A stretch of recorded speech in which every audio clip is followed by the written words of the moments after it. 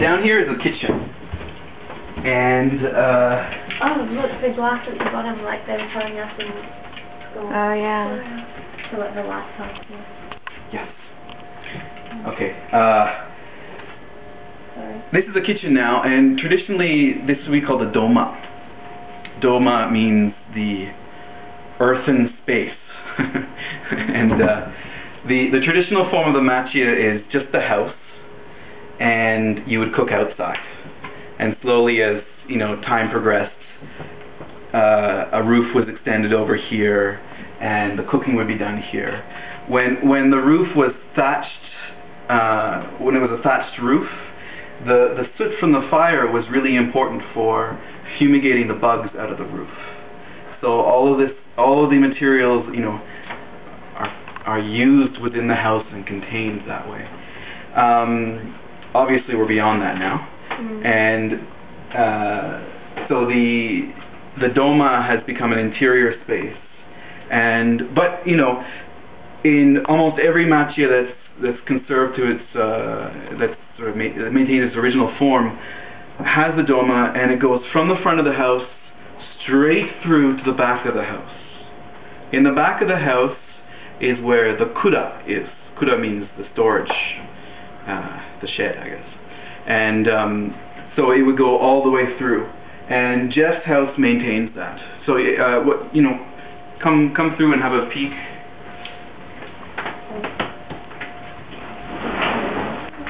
Yeah, not so pretty, but it's you can see that he uses it as storage and such. Probably he doesn't want me to show this too much. He's probably like, don't look there.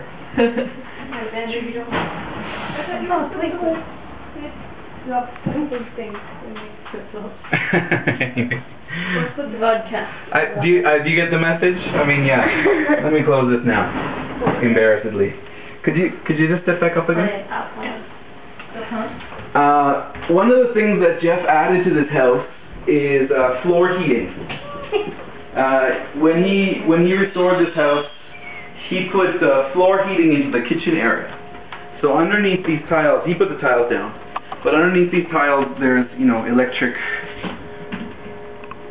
heating stuff, and it's really nice. It's really nice in the winter because it radiates up and heats the house. One of the biggest complaints about Machiya is that they're cold and drafty in the wintertime.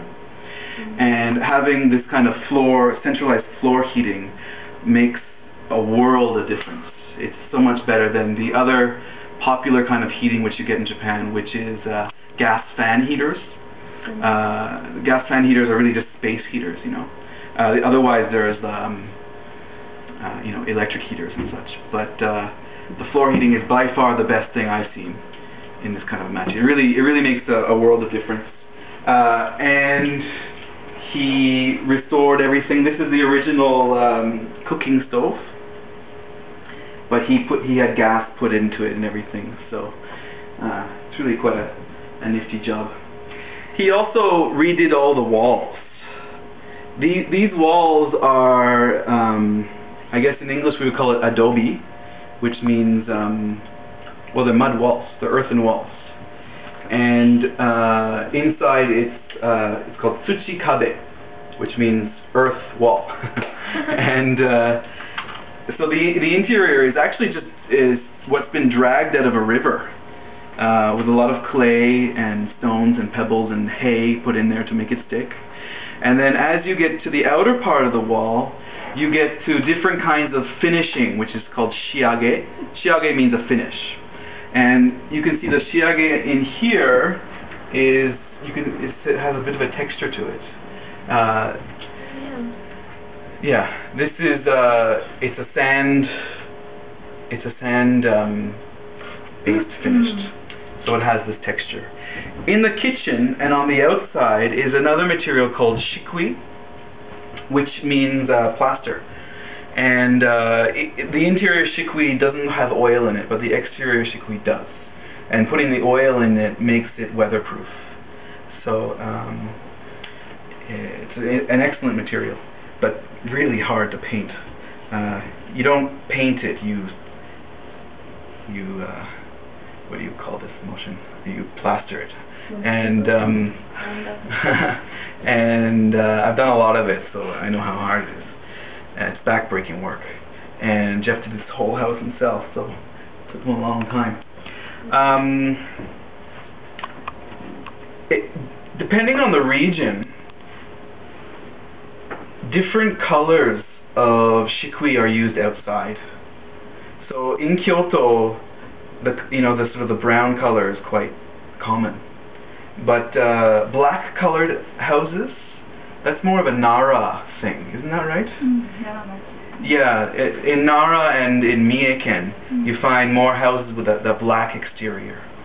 And of course, some have it. Mine is a black exterior, but that's only design. It's not traditional. Yeah. So this is the front room here, and you've been there already. Can you notice though in the corner? Why don't we step in that room? In the corner there is the tokunoma, and it's also in the main room. Do you know the tokunoma? Yeah. Does anyone know what a tokunoma is? This is by far, isn't it? Sorry? Nothing. Okay.